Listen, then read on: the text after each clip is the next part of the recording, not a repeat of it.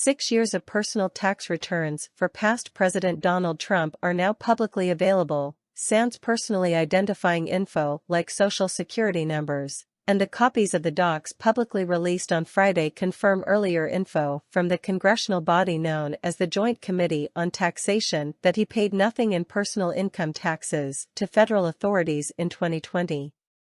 He was claiming huge amounts of income, but he was also carrying over large losses. The losses he claimed in 2020 passed $16 million, which was millions ahead of the income he cited. The info was made available after a vote by the House Ways and Means Committee, which obtained the underlying docs after years of going back and forth in court in a standoff that reached the U.S. Supreme Court. Federal rules allow certain leaders in Congress to obtain personal tax details for individual Americans, and previously established standards also allow the release of some of those details, although the steps obviously aren't taken very often.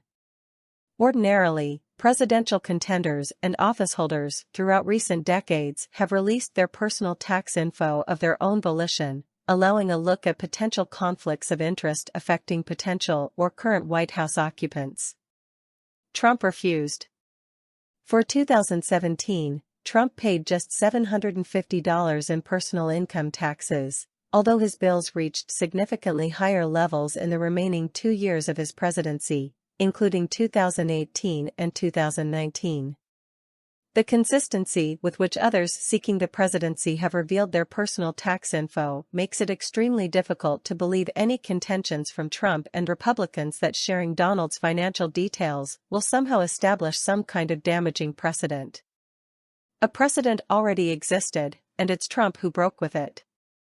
Not only did the IRS also wait until 2 years of Trump's presidency already passed before opening an audit of his personal tax filings, despite an agency policy outlining more consistent audits for any president, the agency evidently conducted only one mandatory audit throughout his 4 years.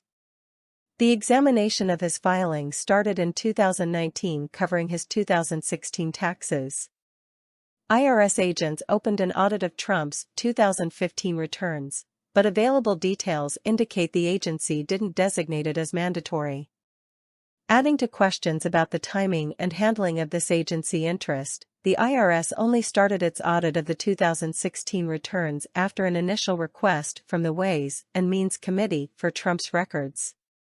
The panel issued that request after Dems took control of the House following the 2018 midterm elections.